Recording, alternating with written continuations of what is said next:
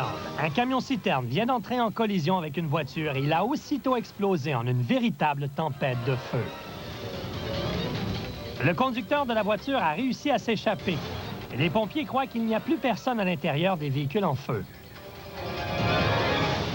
Mais soudainement, quelque chose sous l'épave du camion-citerne attire l'attention du pompier Roy Kennedy. Quelque chose qui bouge au milieu des flammes.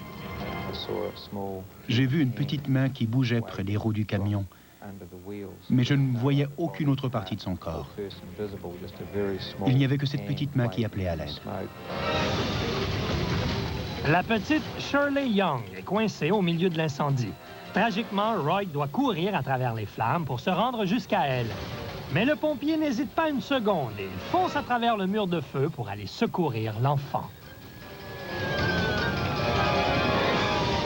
Mais une fois près de la fillette, il réalise qu'elle est sérieusement dans le pétrin.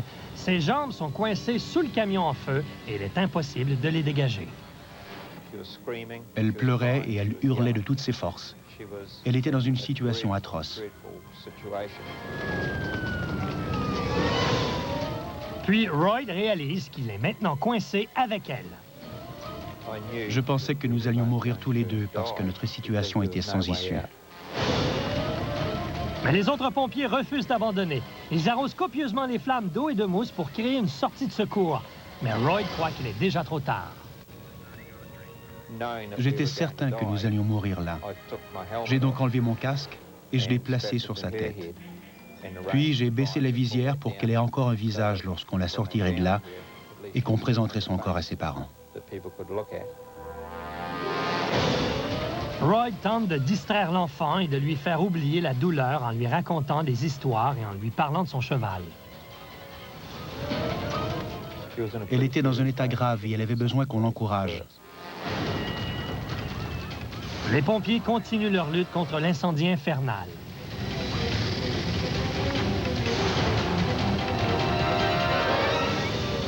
Puis, au tout dernier moment, on parvient à repousser les flammes assez longtemps pour que des secouristes puissent courir vers le camion. Sans perdre une seconde, on soulève le camion avec des crics et on libère la fillette. Shirley est enfin sauvée.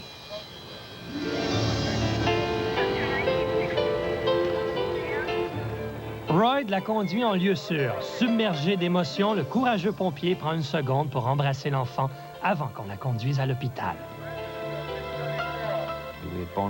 Au milieu de la douleur et de toutes ces flammes, un lien s'était créé entre nous.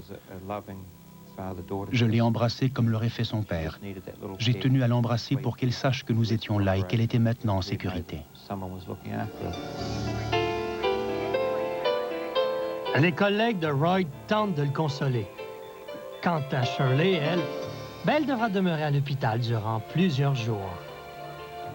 Ses blessures sont si graves qu'on doit amputer une partie de sa jambe. Mais grâce à Roy, elle a de bonnes raisons de s'accrocher à la vie. Il s'est assis près de moi et il m'a parlé de ses filles et de leurs chevaux. Il m'a dit que lorsque je sortirais de l'hôpital, je pourrais aller à cheval avec ses filles. Il a fait des choses incroyables pour moi. Il a vraiment risqué sa vie pour me sauver. Nous sommes à Wellington. Le pilote d'essai Klaus Hemel prend quelques heures pour s'entraîner en vue d'une démonstration importante. Il se prépare à faire la présentation d'une nouvelle voiture sport BMW pour les cadres supérieurs de la compagnie. Klaus est un pilote très habile et la voiture se comporte à merveille. Puis, il se prépare pour le point culminant de la présentation. Les spectateurs retiennent leur souffle. Klaus tente d'impressionner ses patrons en exécutant un dérapage de 360 degrés. Il file sur la piste à 90 km/h, mais la manœuvre tourne mal.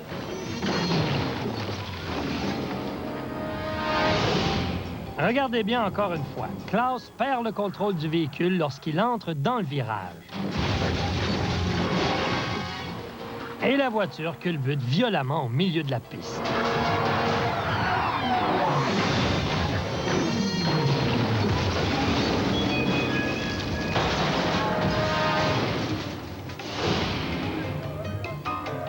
Klaus s'en sort sain et sauf, mais la belle Allemande encaisse un coup dur et elle est sérieusement défigurée. Quant au pilote, il est maintenant en charge du lavage des voitures.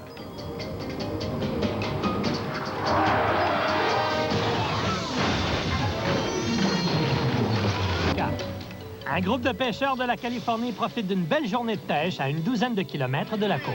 The first halibut on the boat. Hey Bob, how do you feel? Feeling good. 8 hommes et femmes sont en excursion de pêche à bord d'un bateau de 12 mètres de long appelé Irène. Become one with the fish. Mais soudainement, le groupe devient très silencieux lorsque l'adjoint du capitaine vient leur annoncer une mauvaise nouvelle. Everybody keep one of those on, please. We're sinking. Une explosion dans le moteur a causé une fissure dans la coque et le bris a paralysé les communications radio. Les passagers et l'équipage sont maintenant forcés de s'entasser dans un petit canot pneumatique. This is really unbelievable. Where? Right here. I got 2 of them right here. Oh, okay. All right. All right. Lorna et Carson Chisholm sont parmi les naufragés. C'était horrible. Nous étions en vacances et nos vies étaient maintenant menacées. On ne voyait rien à l'horizon. Il n'y avait personne dans les parages et nous ne pouvions rien y faire. Le petit bateau de pêche coule rapidement. Look out, you guys. It's coming this way. Irene is sinking. La vie de tous ces naufragés repose maintenant sur un petit canot pneumatique. All the water's coming up. Mais il y a un autre problème. Courageusement, le capitaine John Farrell se porte alors volontaire pour quitter le canot pneumatique. Il retourne au bateau à la nage et il se cramponne à la proue en espérant que les secours arriveront très bientôt. Mais l'eau est à une température de 7 degrés Celsius et le soleil se couche rapidement. Nous ne pouvions pas contacter qui que ce soit et personne ne savait que nous étions là. Il y avait eu un seul bateau à l'horizon et il ne nous avait pas vus et le temps filait rapidement. Les naufragés sont effrayés. Ils scrutent l'horizon à la recherche d'une lueur d'espoir. La situation semble sans issue. Puis tout à coup, quelqu'un entend le bruit d'un avion. Take it easy, guys. Take it easy. Let's not get excited. Tout le monde dans le bateau s'est mis à remuer les bras et à sauter. Je leur ai rappelé que nous n'étions pas encore hors de danger et qu'il fallait se calmer. Nous aurions vraiment été dans le pétrin si le bateau avait chaviré. Puis un avion de la garde côtière apparaît dans le ciel. You found us. We'll get a cutter out here in no time.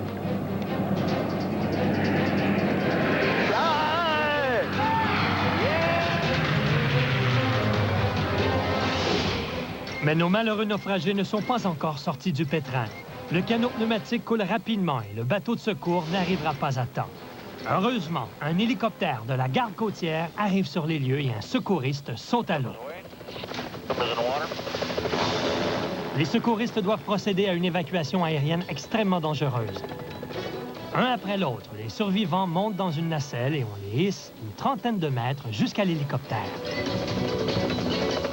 Le premier rescapé s'en tire bien, mais il en reste encore 7 autres qui sont toujours à l'eau. Puis soudainement, la situation se complique. Le canot pneumatique chavire et les naufragés se retrouvent dans les eaux froides de l'Alaska. Le nageur de la garde côtière a maintenant un véritable défi sur les bras. Le secouriste parvient à ramener tout le monde en lieu sûr, sauf le capitaine Farrell. Le pauvre homme se cramponne de toutes ses forces à la proue du Irène qui s'enfonce rapidement sous l'eau.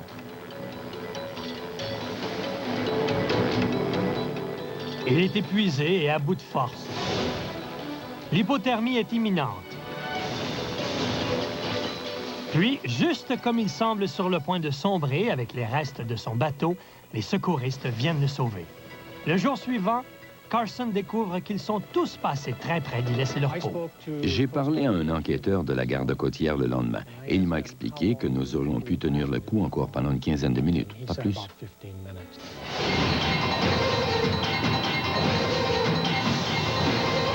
En Russie, un groupe rock appelé les Tough Guys présente son spectacle dehors sous la pluie.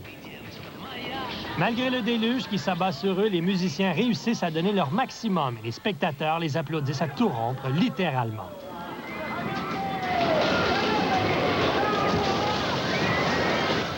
Sans prévenir, une gigantesque section du décor s'abat sur les musiciens. Regardez bien encore une fois, un coup de vent débarque sur la scène pour pousser l'énorme décor sur la tête des Tough Guys. La choriste Lena Matucina est écrasée sous l'immense structure de bois.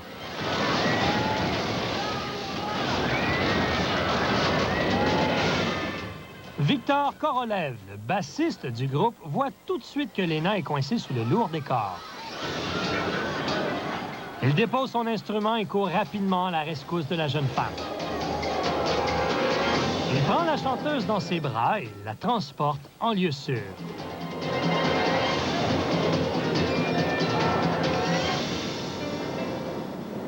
Croyez-le ou non, quelques minutes plus tard, Lena est de retour sur scène et les Tough Guys continuent leur prestation.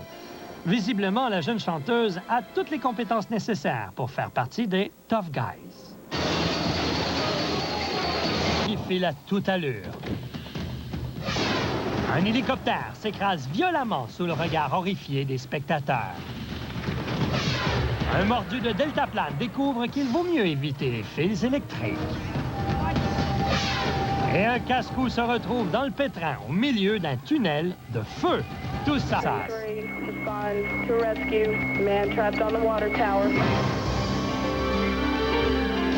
Un échafaud vient de s'écrouler et Walter Cody, un peintre, doit maintenant se cramponner pour survivre, suspendu à une quarantaine de mètres au-dessus du sol. Les pompiers doivent trouver une façon de le sortir de là parce que les échelles ne peuvent pas l'atteindre.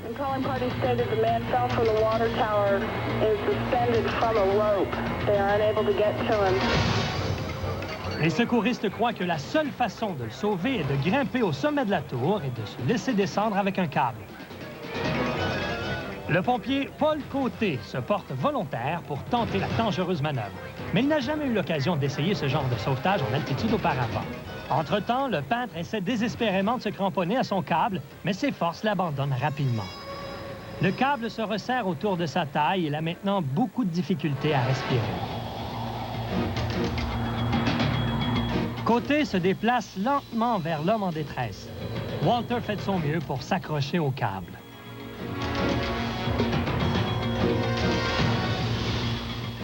Puis, le pompier se laisse descendre le long de la tour. Il sait très bien que la moindre fausse manœuvre pourrait être sa dernière. Ignorant l'altitude et le danger, Côté se prépare à se lancer dans le vide au bout de son câble.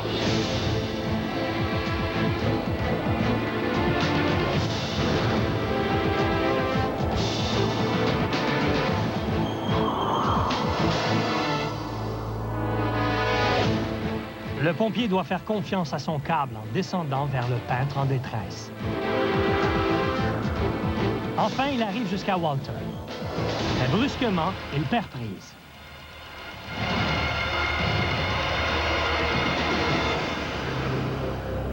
Côté parvient à se cramponner à son câble et à attacher une ceinture de sécurité autour du peintre. Mais il ne reste plus beaucoup de temps. Le câble de Walter se resserre autour de lui et son abdomen est écrasé. Puis, la situation se complique. Les câbles s'empêtrent un dans l'autre.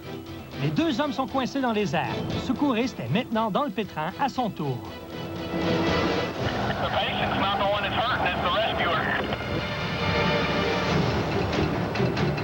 Un autre pompier devra grimper sur la tour pour aller sauver les deux hommes.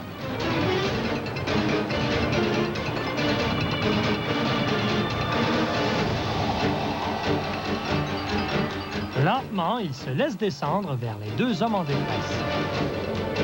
Une fois à leur hauteur, ils s'approchent tout près de Walter. Côté reconnaît tout de suite le pompier.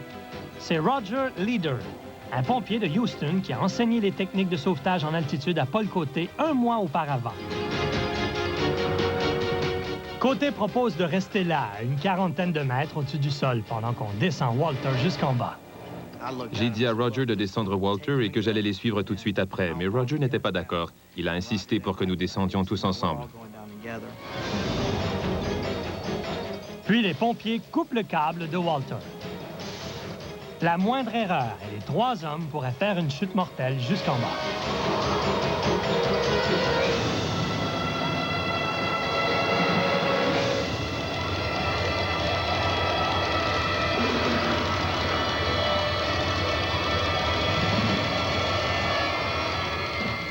Enfin, ils atterrissent sains et saufs. Walter sait qu'il a été très chanceux de s'en sortir. Je me pensais invincible avant cet incident. Rien ne me dérangeait. Mais aujourd'hui, je ne travaille plus en altitude. Quant à Paul Côté et Roger Leader, ils sont heureux de pouvoir compter l'un sur l'autre quand les situations sont périlleuses et que leur vie est en danger. Un train transportant des produits chimiques vient de dérailler. Des wagons-citernes ont aussitôt pris feu. Les pompiers doivent se tenir à une bonne distance du brasier parce qu'ils ignorent toujours quelle sorte de produits chimiques étaient à bord. John Chambers est parmi les premiers pompiers à arriver sur les lieux. Beaucoup de gens étaient pris de panique parce que personne ne savait ce qu'il y avait dans ces wagons-citernes. La journaliste Ramey Baker diffuse des images en direct et elle est très près du brasier.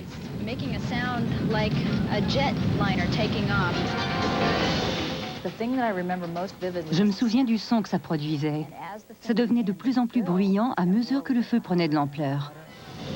La journaliste ne sait pas que le sifflement aigu qu'elle entend signifie que la pression augmente à l'intérieur des wagons-citernes. Lorsque le sifflement atteint son point culminant,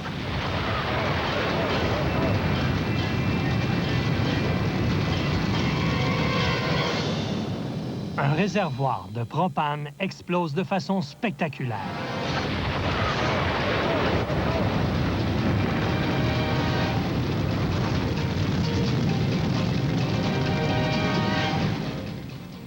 John Chambers n'en croit pas ses yeux. J'étais terrifié en voyant ces flammes. Une vague de chaleur très intense s'abat aussitôt sur la journaliste et son caméraman. Cette explosion était vraiment gigantesque. Il y avait... La fièvre du printemps s'est emparée de l'Université du Colorado. Des douzaines d'étudiants assistent aux prouesses de Kevin Kendall sur sa balançoire improvisée. Mais soudainement, notre Tarzan éprouve des ennuis.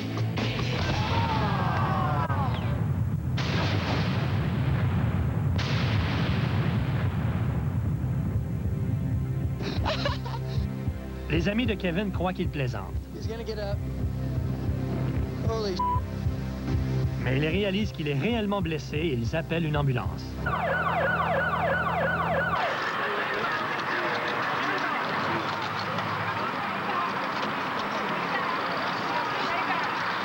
He scraped his head on the dirt first. That's what happened. I hope he's okay.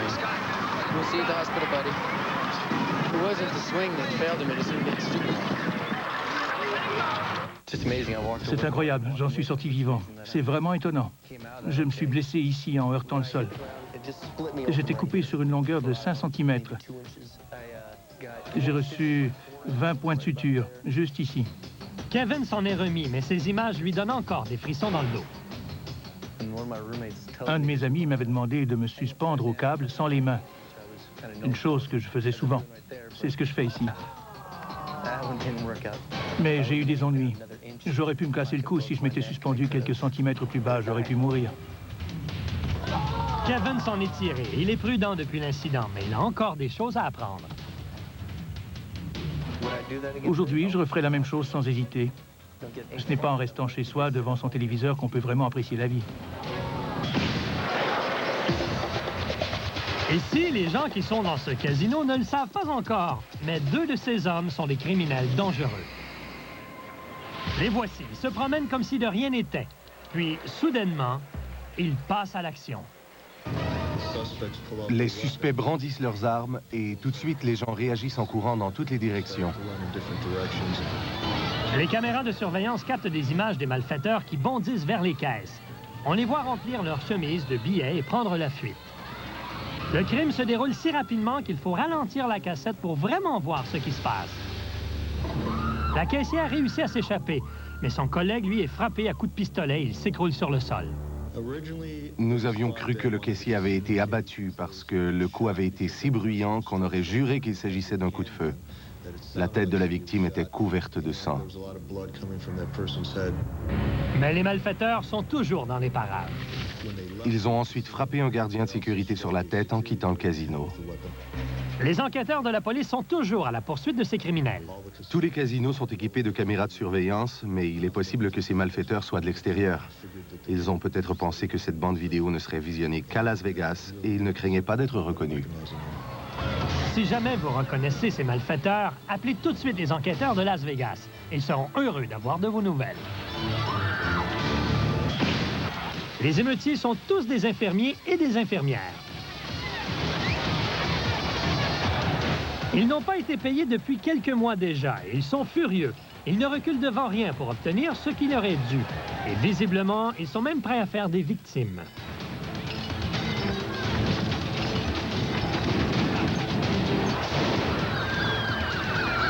Les policiers tentent d'intervenir, mais ils deviennent rapidement une nouvelle cible pour les émeutiers.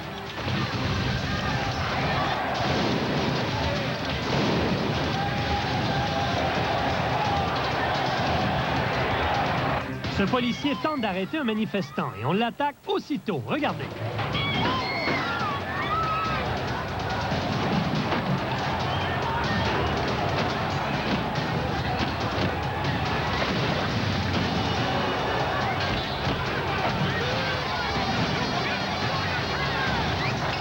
Finalement, le policier bat en retraite, couvert d'équimaux. Ironiquement, il devra panser ses blessures sans l'aide de ses braves infirmiers.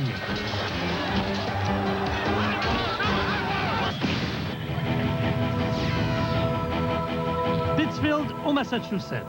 Un quartier résidentiel est en émoi. Un orignal terrifie les résidents du quartier. J'ai vu cet animal énorme courir dans la rue et soudain, il s'est retrouvé dans ma cour.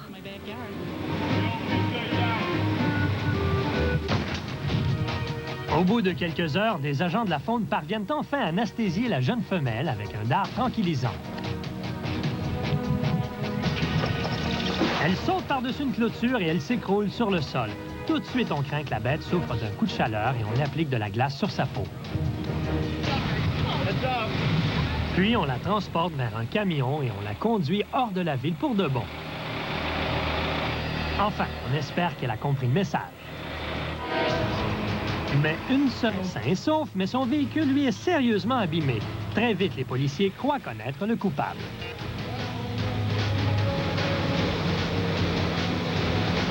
C'est bien lui. C'est le même orignal. Les policiers lui avaient placé un collier autour du cou. Ils doivent maintenant utiliser des alarmes et 3 dards tranquillisants pour empêcher la bête de retourner vers la route.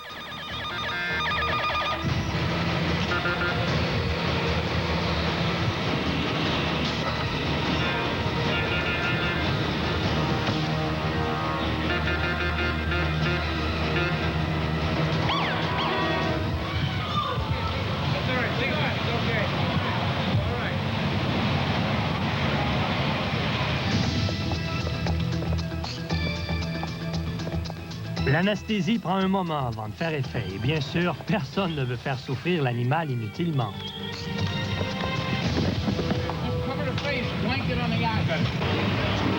Les agents de la faune vont conduire l'orignal trop têtu vers les montagnes en espérant que cette fois-ci, ce sera la bonne. Tempête de grêle s'abat sur Fort Byron, en Illinois. Jeff Lampo tourne des images du phénomène sans se douter qu'il sera bientôt sur la trajectoire d'un ouragan de force 2.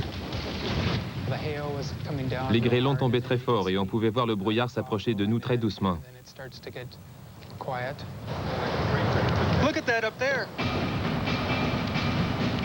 C'est là que j'ai vu la tornade. Jeff court vers le sous-sol et la tornade s'empare aussitôt de sa petite maison.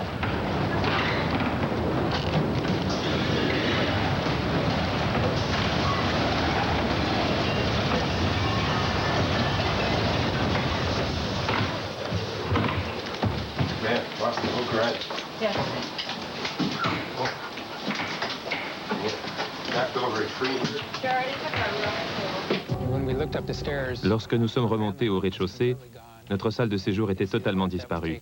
Le toit avait été emporté. Même notre vaisselle était disparue. Le garage n'était plus là et une partie de la maison n'existait plus.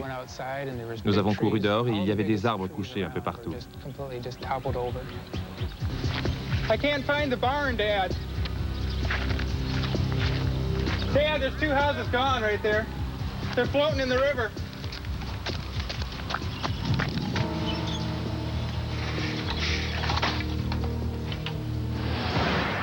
Le village de Port Byron a été complètement détruit. Jeff n'oubliera jamais le jour où il a failli être dévoré par une tornade. Plus tard, j'ai vu des morceaux de verre incrustés dans la boiserie. C'est terrifiant quand on pense à tout ce qui aurait pu nous arriver. Si cette tornade avait eu lieu 1 minute plus tôt, je serais probablement mort aujourd'hui.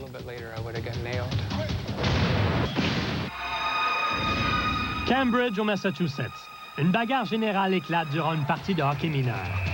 Le jeune Eric Myers, de 5 ans, est au centre de la mêlée.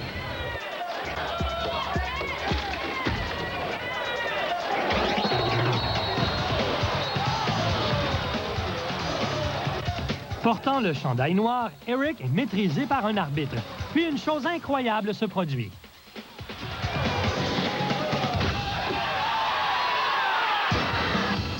Regardez bien encore une fois. Eric patine vers un des joueurs de l'autre équipe et il est accueilli durement par le père d'un des joueurs. Tout le monde est pris par surprise. Eric se souvient encore très bien de l'incident.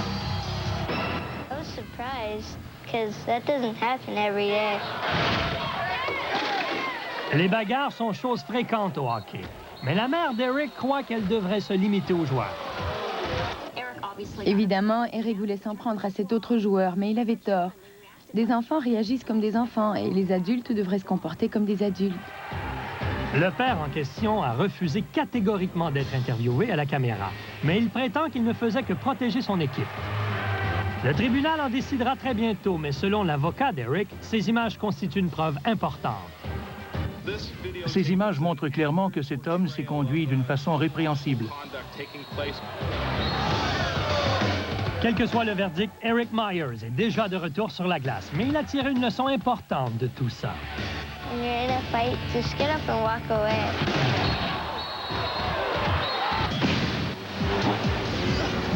Ici, cet homme a été sauvé par une véritable sirène. Ces sauvetages sont souvent spectaculaires parce qu'ils demandent beaucoup de synchronisme. Règle générale, nous avons entre 7 et 13 secondes pour intervenir. Chaque seconde est très importante.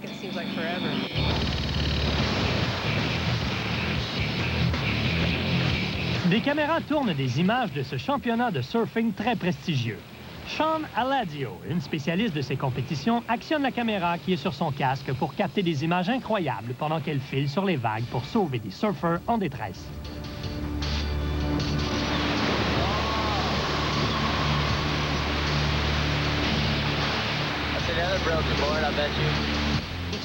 Il m'a dit plus tard qu'il avait pensé mourir là. Puis, il m'a aperçu. Habituellement, lorsque ces surfeurs voient un secouriste, ils abandonnent totalement ou ils se mettent à nager très fort.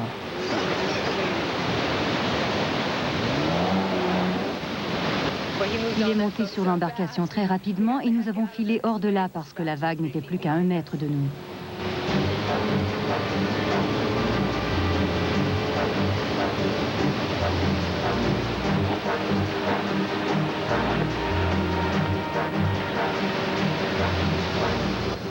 Ici, nous sautons par-dessus les vagues et je reçois un baiser comme récompense.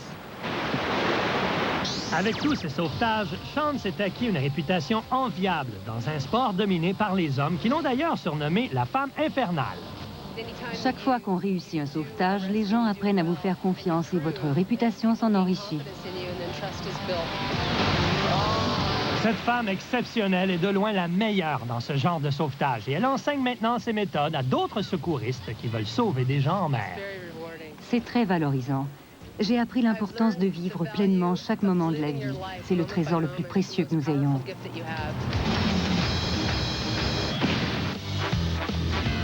Les animaux sauvages nous étonnent toujours en apparaissant dans les endroits les plus inattendus, comme ici, par exemple, à Howard, en Pennsylvanie. Manifestement, cette maison a été saccagée par un visiteur. Un jeune chevreuil a défoncé une porte et il s'est dirigé tout droit vers la salle de bain. Chose amusante, l'animal semble prendre son bain dans des bulles de savon. Mais les policiers décident d'interrompre sa toilette. There you go. Cleanest deer in Sumner County right now. Et voici une autre apparition très étrange, à Toronto cette fois-ci. Un chien a décidé d'aller se balader sur l'autoroute et le pauvre animal risque d'être happé par une voiture. Il va se sortir de l'impasse ou bien il sera aplati d'une seconde à l'autre. Ou encore, il pourrait causer un embouteillage géant. Enfin, après un long moment, les policiers parviennent à lui mettre la main au collet ou au collier. Ici, au Massachusetts, 2 acteurs sont obligés de partager la scène avec une vedette plutôt cabotine, une chauve-souris. Mais les acteurs savent que le spectacle doit continuer.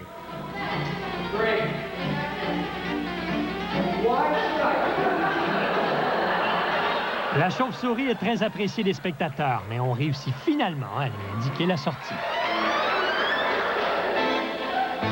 Au retour, ici en Californie, les motocyclistes adorent se lancer sur les dunes à toute allure. Ces sauts en longueur sont filmés pour la production d'un documentaire sur les motos tout-terrain. Les mordus de la moto sont massés sur les dunes pour assister aux prouesses de ces cascos exceptionnels qui sautent sur une distance de plus de 60 mètres.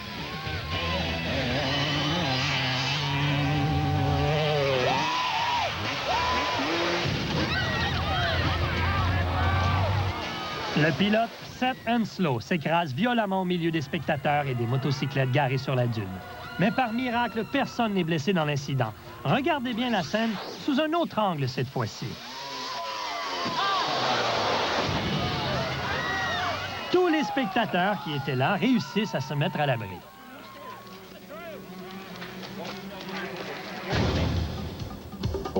Une fois dans les airs, j'ai réalisé qu'il y avait beaucoup de gens sur cette dune. J'ai eu très peur et j'ai essayé d'utiliser ma moto comme écran pour éviter d'aller m'écraser sur toutes ces motos. Seth a été chanceux. 5 motos tout-terrain haute performance ont été les seuls à subir des blessures graves. C'est la chose la plus stupide que j'ai jamais vue.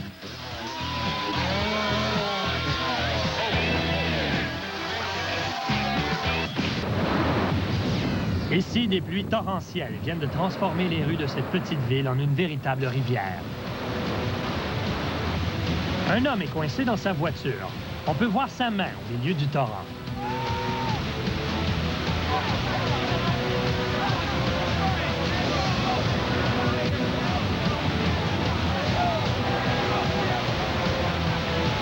Quelques secondes à peine après son sauvetage, sa voiture est emportée par les eaux en colère. Ici, c'est tout un commerce qui est emporté lorsque les pluies provoquent un glissement de terrain. Personne n'est blessé, mais l'entreprise a dû fermer ses portes pour de bon.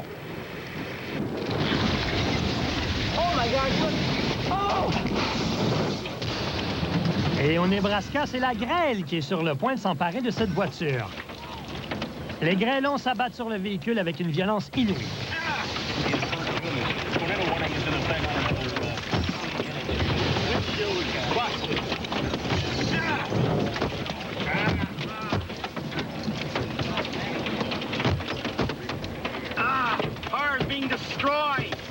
Ironiquement, la radio annonce qu'une tempête de grêle s'approche du secteur. Les grêlons tombent comme des cailloux et ils produisent un bruit terrifiant.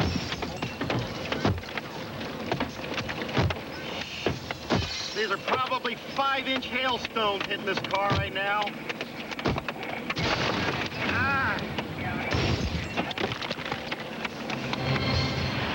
This car's history.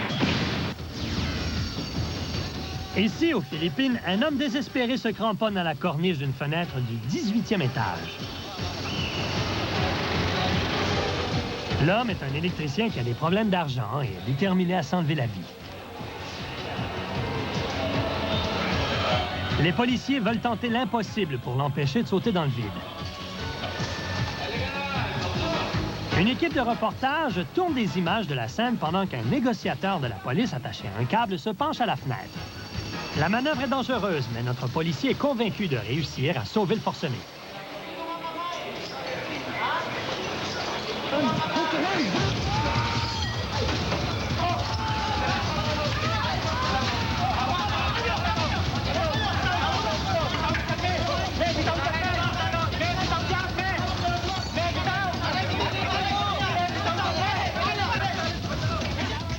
L'homme se débat violemment pour s'échapper, mais les policiers refusent de lâcher prise.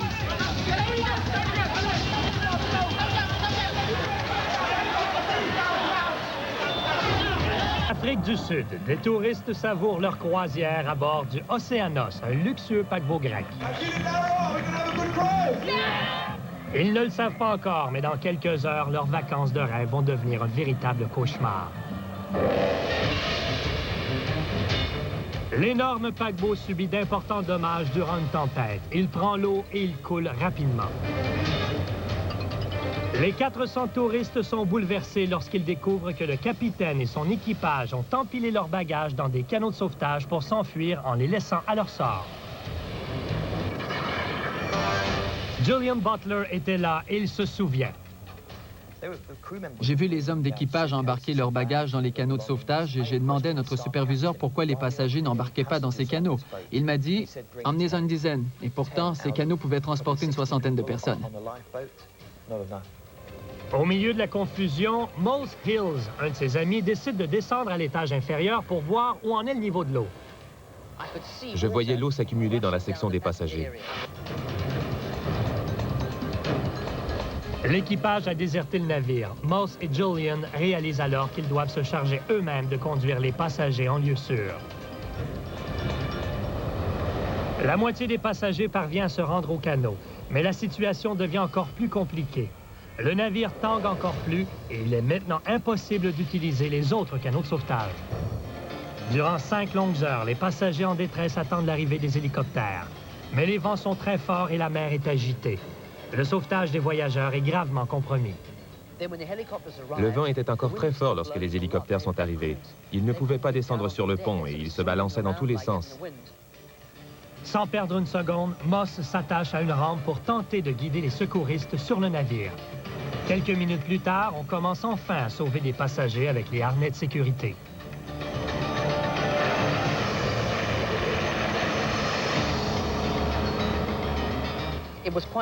Les manœuvres ont été très difficiles parce que le navire tanguait beaucoup. Le câble était toujours trop court ou trop long. J'ai eu très peur de tuer quelqu'un en tentant de le sauver.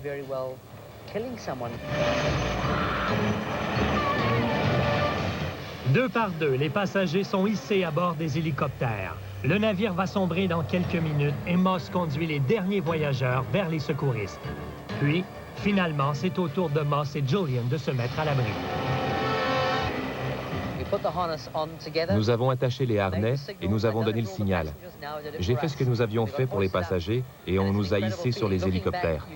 C'était incroyable. Quand j'y repense, je me revois être hissé dans les airs et je revois le navire sous mes pieds. Je pouvais le voir s'enfoncer sous l'eau. Puis quelqu'un m'a demandé si tout le monde avait quitté le bateau. Je leur ai dit qu'il ne restait plus personne et je me suis écroulé. Julian assiste au dernier moment du paquebot grec et il se souvient d'une autre tragédie maritime.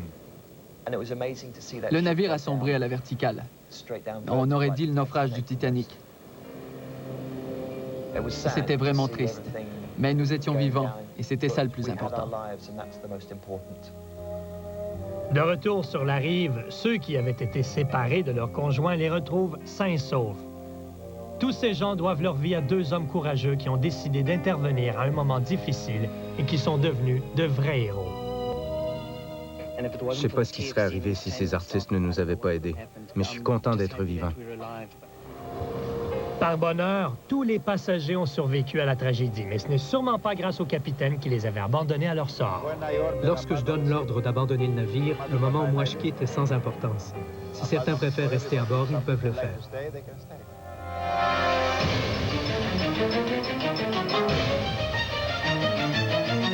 Newton Hearts, en Irlande. Les spectateurs sont éblouis en voyant Ken Wallace, un homme de 70 ans qui a déjà été cascadeur dans les films de James Bond, piloter son propre gyroplane. Il a réussi plusieurs manœuvres de routine sans le moindre incident, mais lorsqu'il tente une manœuvre plus complexe, un problème survient. Le rotor arrière s'arrête. Ken perd le contrôle de son appareil et il s'écrase au sol.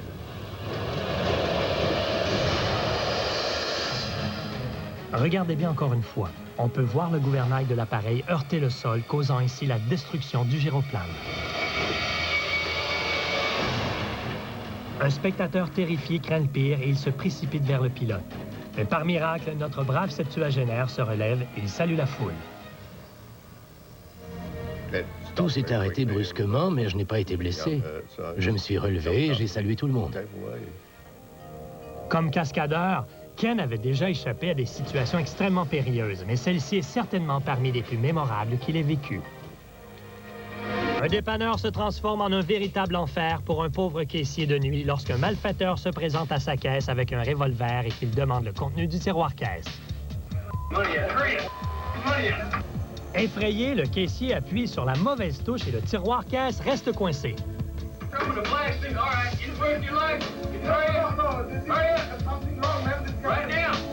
Le caissier, terrifié, tente de s'éloigner du malfaiteur et il bloque la lentille de la caméra durant un moment.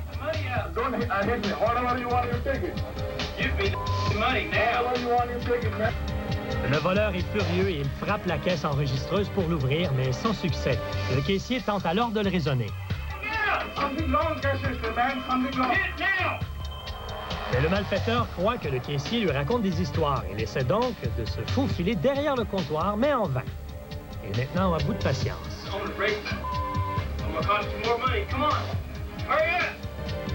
Le malheureux caissier supplie le malfaiteur de prendre tout ce qu'il désire. Finalement, le voleur accepte son offre.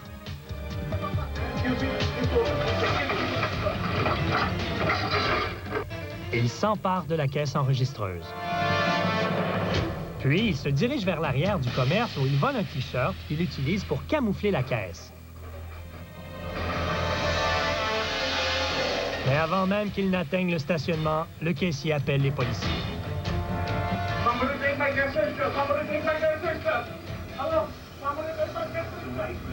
Ironiquement, le malfaiteur n'aura pas le temps de dépenser un sou de son butin. Les policiers diffusent ces images aux informations télévisées et le père du voleur le dénonce aux enquêteurs. Forme une sorte de famille de casse-cou où tout le monde s'entraide et où la règle de base est toujours la même. Tout le monde doit en sortir vivant.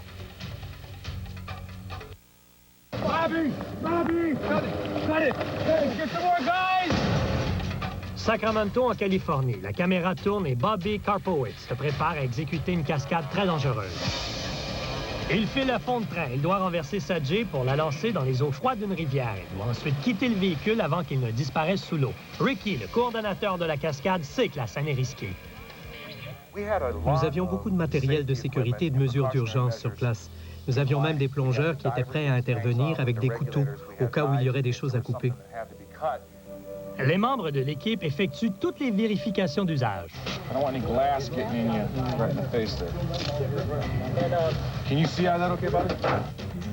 Les cascadeurs sont comme les membres d'une grande famille.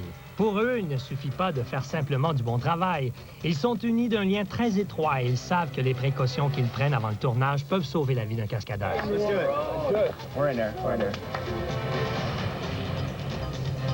Tout le monde est nerveux lorsque Bobby approche le véhicule pour le premier essai.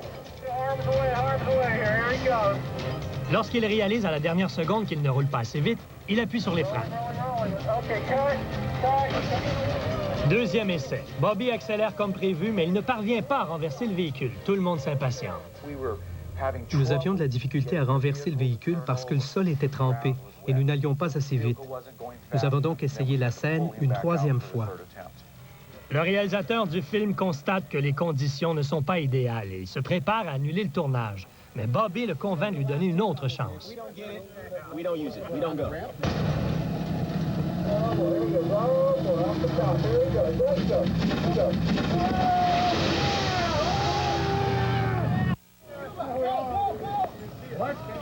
Il a réussi, mais il est toujours sous l'eau.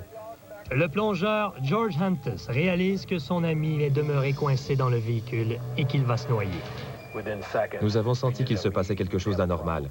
Le véhicule s'emplissait d'eau et on ne voyait personne sortir de l'eau.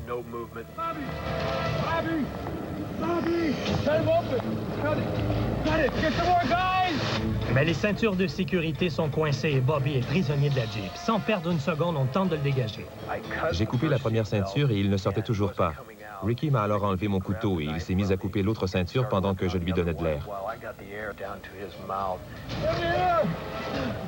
Ricky essaie de donner de l'air à Bobby, mais le cascadeur est si terrifié qu'il n'ose pas ouvrir la bouche. Je savais qu'il ne nous restait plus beaucoup de temps et plus beaucoup d'air. Travaillant à l'aveuglette dans le fond de l'eau, Ricky trouve la ceinture de sécurité et il la coupe. Bobby est maintenant libre.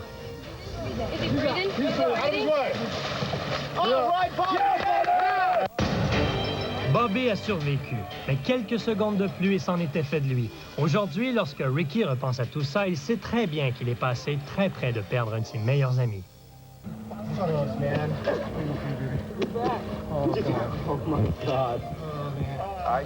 J'ai vraiment cru que nous...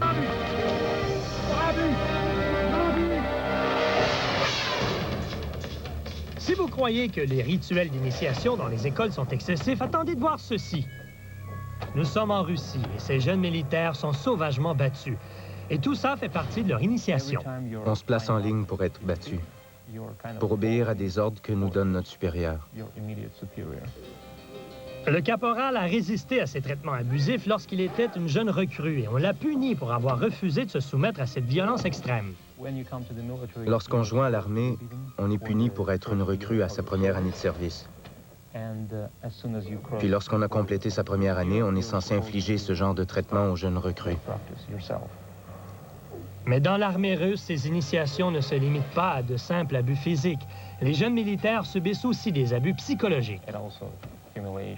Ils nous humilient en nous ordonnant de nettoyer des toilettes avec notre brosse à dents. Dans certains cas, ils nous ordonnent ensuite de nous brosser les dents avec la même brosse. Le caporal Klementiev a survécu à cet horrible traitement. Lui et d'autres victimes essaient maintenant de mettre un terme final à ce genre de pratique. On vit dans une terreur constante à cause de ces rituels. Il faut arrêter ces pratiques à tout prix. Au retour, pires émeutes. Une bombe incendiaire transforme un homme en une véritable torche humaine. Et la peur s'empare d'un porte-avions américain lorsqu'un homme d'équipage est aspiré par une des turbines d'un avion. Tout ça, Brésil.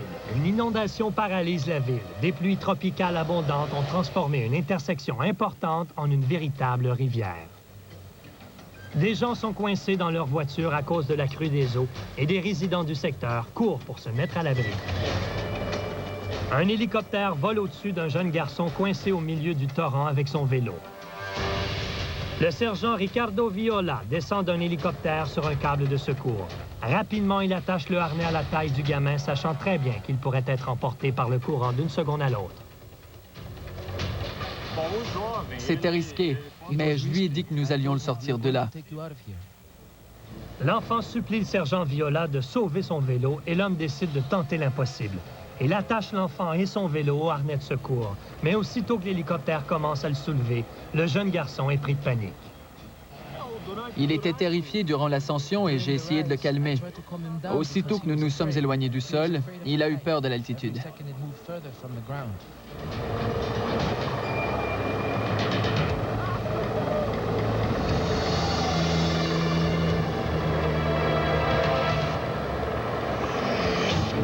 Puis, juste comme tout semble sur le point de fonctionner,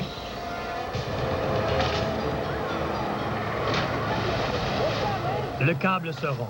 Ricardo et l'enfant tombent dans les eaux en colère.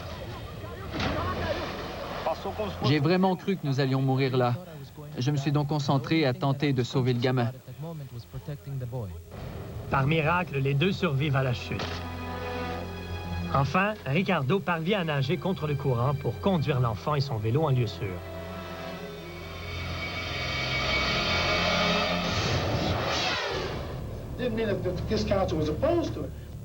Clarkston, dans l'État de Washington. Le conseil municipal tient sa réunion hebdomadaire.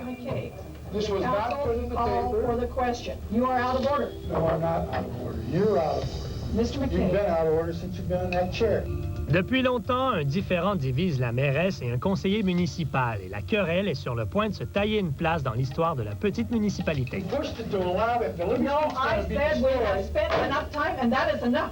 La mairesse tente de passer à l'item suivant à l'agenda, mais le conseiller refuse de céder. Excuse me, but we are going to go for the question, okay? And all in favor? Hold on a second. You can't roll. Yes, we can. No, you can't roll.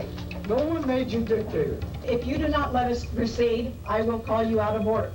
La mairesse décide qu'elle en a assez. Elle fait appel au sergent d'armes pour escorter l'homme à l'extérieur de la salle. You're going to have to leave. You've been asked to. You're not going to leave. You asked me to leave. I'm not going to leave. You don't have that authority. Sit back in your... No, you don't tell me to sit anywhere. I'm asking you to leave, and if you don't quiet down and comply with the mayor's orders, you will be escorted out of here. Well, you can try to escort me. Mayor? Yes. Okay. Take your hands off.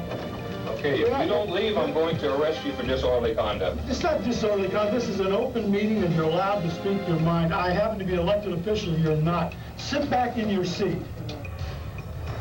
Bernie refuse de partir. Le sergent d'armes fait donc appel à la police. Le policier prévient le conseiller qu'il sera arrêté s'il refuse de quitter la salle. No, not necessarily. I'm an elected council person. You do not have the authority to... We've got the authority, and you're going to go. Just go back and sit down. No, I'm not going back, and I'm not going to sit down until the mayor says that she wants you in this meeting. If she doesn't, you're leaving. On to the next issue. Let's go. Domestic in progress, 822 Second Street.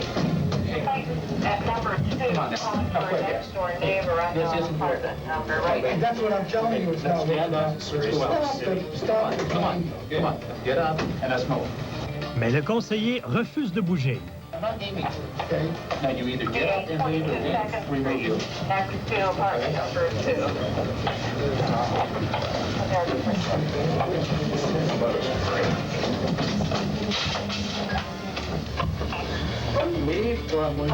Le policier prévient le conseiller qu'il va l'arroser de poivre de Cayenne. Just take your hands off. Come on. Decide to leave. You're going to leave right now. All right. At this time, you are for disorderly conduct. 118 request for fire company 22 seconds now. Just hold on. I'm going to get up and walk out of here. Okay. Please don't. You're under. Mais lorsque l'homme décide finalement de quitter la salle, on l'arrose copieusement de poivre de Cayenne à bout portant. Le policier terrasse le pauvre homme et le force à quitter les lieux. Craignant pour sa sécurité, une amie du conseiller le supplie de se rendre. Bernie, please, don't fight him. Don't fight him, Bernie, please. Please don't. Le conseiller est finalement arrêté avec une coupure au front et les yeux brûlés par le poivre de Cayenne. Il a perdu sa bataille, mais il a porté l'affaire devant le tribunal et la ville a été obligée de le dédommager de façon substantielle.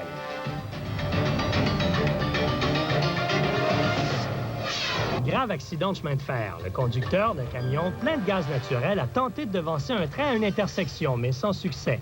Chose incroyable, le camionneur et le conducteur du train ont pu s'en tirer indemnes. Mais les témoins de la scène doivent maintenant courir, se mettre à l'abri. Le pilote s'approche lentement pour tenter de voir la scène de plus près. Puis, soudain... En fait, la plupart des participants ont tellement peur de cette rivière qu'ils n'hésitent pas à perdre quelques secondes pour faire un peu de portage et éviter le danger. Mais le jeune Lachlan Mills, de 23 ans, a décidé de foncer dans ces rapides pour justement réaliser un meilleur chronomètre. On le voit ici portant son casque protecteur. Soudainement, il se retrouve dans le pétrin. Il est maintenant entre la vie et la mort. Le courant très puissant renverse l'embarcation pour la coincer entre deux rochers.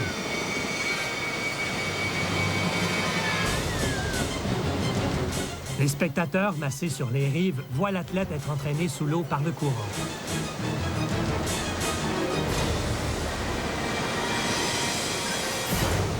Le plongeur Tim Moore sait qu'il doit agir rapidement. J'étais sa seule chance parce qu'il n'y avait personne d'autre pour le faire. Tim plonge dans la rivière, mais il n'arrive pas à avancer. Les rapides le retiennent près de la rive. C'était incroyable, on ne pouvait rien faire. Lachlan n'a plus que quelques secondes pour s'en sortir. Dans un dernier effort, Tim atteint enfin l'embarcation. J'ai essayé de bouger la proue du canot, mais tout était coincé. Rien ne bougeait. Lachlan est maintenant sous l'eau depuis plus de 90 secondes. Tim ne sait pas s'il est toujours vivant, mais il refuse d'abandonner. J'entendais les secondes s'égrener dans ma tête et je savais qu'il ne restait plus beaucoup de temps. Il fallait agir rapidement, sinon il allait mourir dans cette rivière. Puis, alors que la situation semble désespérée, la chance tourne pour Lachlan. Un canot se heurte à celui du jeune athlète et ce dernier est dégagé de sa fâcheuse position. Tim remonte la tête de Lachlan à la surface de l'eau. L'homme ne respire plus. Sans perdre une seconde, Tim et ses collègues font le bouche-à-bouche à Lachlan et le ramènent vers la rive en espérant qu'il n'est pas trop tard. J'étais certain qu'il s'en sortirait. Après de longs moments d'angoisse, Lachlan reprend enfin conscience. Et il s'en souvient encore très bien.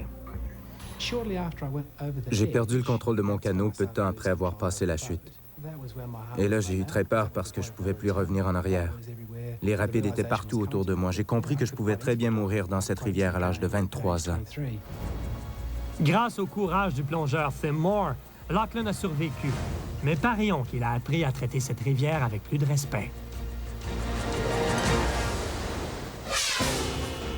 New York, un incendie. Le pauvre homme risque d'être dévoré par les flammes. Le pompier Patrick Barr sait qu'il faut faire vite. Il fallait sortir José de là avant qu'il ne tombe de la fenêtre. José est pris de panique et il a de la difficulté à respirer. Les pompiers le supplient de ne pas bouger.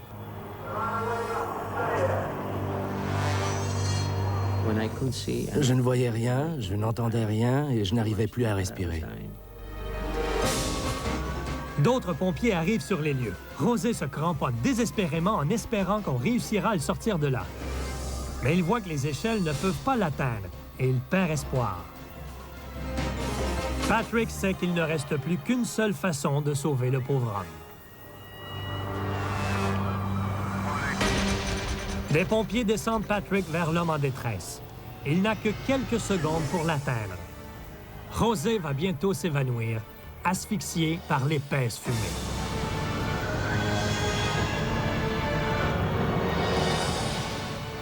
Aussitôt qu'il aperçoit le pompier, José saute dans ses bras.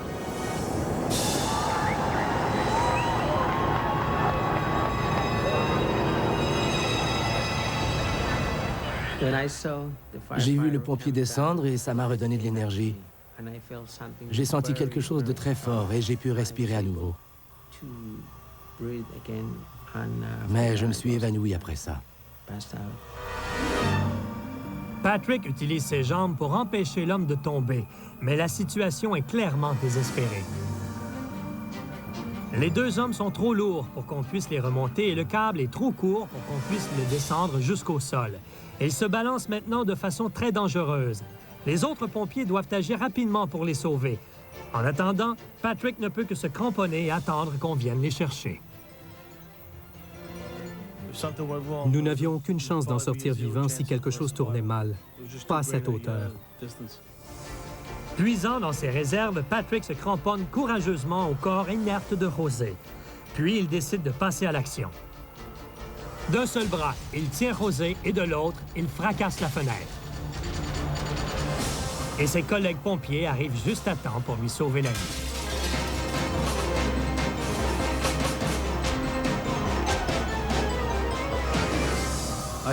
J'ai monté sur le seuil de la fenêtre et je me suis retourné. Les gens en bas dans la rue m'ont applaudi à tout rompre et je les ai salués de la main. J'étais très soulagé que tout soit terminé.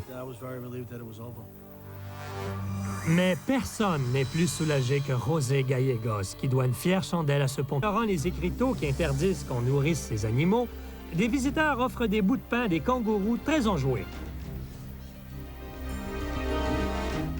Sean Fitzpatrick et son fils Beau, de 7 ans, visitent l'endroit depuis plusieurs années. Ils n'ont jamais eu d'ennui auparavant. Sans prévenir, un kangourou de 90 kilos saute sur Sean et il le blesse sauvagement au visage et aux jambes avec ses griffes. Je croyais qu'il ne voulait pas qu'on les nourrisse parce qu'il craignait qu'on leur donne de la mauvaise nourriture. J'ignorais que ces animaux pouvaient attaquer les gens. L'attaque sournoise se termine au bout de quelques secondes, mais les résultats sont sanglants. En fait, les coupures sont si importantes que l'homme a besoin d'une trentaine de points de suture. Regardez bien encore une fois. Sean ne voit pas l'animal qui se prépare à bondir sur lui. Il m'a agrippé avec ses 2 pattes antérieures et le reste de son corps a atterri sur moi. Puis il m'a frappé de ses pattes postérieures pour me blesser. Beau n'oubliera jamais cette visite. En Corée du Sud, une fuite de gaz dans un entrepôt de propane s'est transformée en un incendie gigantesque. Les pompiers tentent de contenir le brasier avant qu'il n'atteigne les camions-citernes. Si un de ces camions explose, il mettra le feu aux 7 tonnes de propane liquide qui sont déjà bouillantes dans ces réservoirs à haute pression. Les policiers et les secouristes évacuent rapidement le secteur pendant que des hélicoptères et des pompiers arrosent les flammes de mousse et d'eau. Mais les flammes sont trop intenses et le carburant qui se trouve dans ces réservoirs est tout simplement trop chaud. La tragédie est inévitable.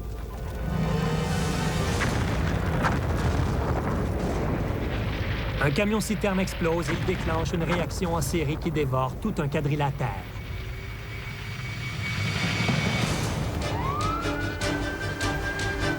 Malgré les tentatives d'évacuation, des milliers de gens se trouvent encore dans les immeubles voisins et ils sont en danger. L'explosion a produit des flammes de plus de 100 mètres de haut. J'ai cru que tout l'immeuble allait s'écrouler sur nous. Mais le danger est toujours présent. La déflagration a créé une énorme brèche dans la chaussée et plusieurs réservoirs souterrains de propane liquide sont maintenant exposés à l'air libre. Plus haut, des contenants de carburant continuent à éclater pendant que des pompiers risquent leur vie en tentant de maîtriser l'incendie.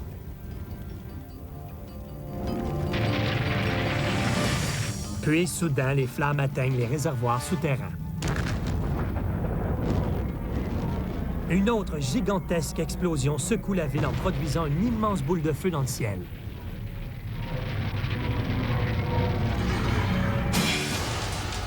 La déflagration détruit tout sur son passage. Plus d'une 60aine de personnes subissent des blessures graves, dont 4 pompiers. 2 jours plus tard, les derniers réservoirs brûlent à leur tour.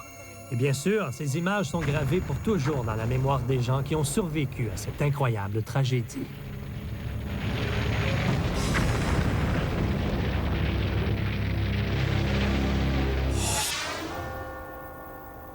Le centre de détention Cheshire, au Connecticut. C'est dimanche et tout semble calme. Puis, brusquement, la pagaille s'empare de l'établissement. Une querelle entre 2 bandes rivales se transforme en une véritable émeute dans l'auditorium de la prison. 13 gardiens de prison sont coincés au milieu de la mêlée, entourés de plus de 300 détenus extrêmement violents. Les détenus utilisent des bouts de la rampe d'escalier pour s'en faire des armes.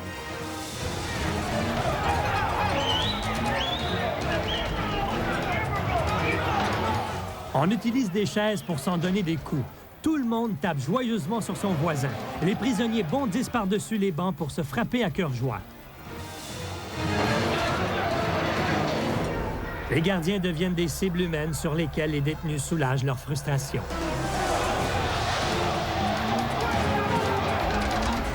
Ils sont maintenant coincés dans une situation sans issue. Un gardien s'écroule et on le frappe à coups de pied.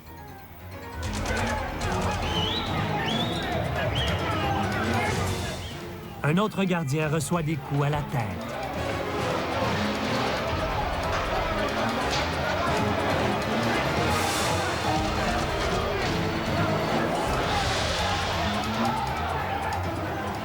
Finalement, après de longues minutes, des renforts arrivent et les gardiens de la prison parviennent enfin à reprendre le contrôle de la situation. L'émeute fait 5 blessés, dont une personne qui a subi de graves blessures. Et sans le courage exceptionnel de ces gardiens, l'histoire se serait terminée autrement. Voilà ce qui peut arriver lorsqu'on fait...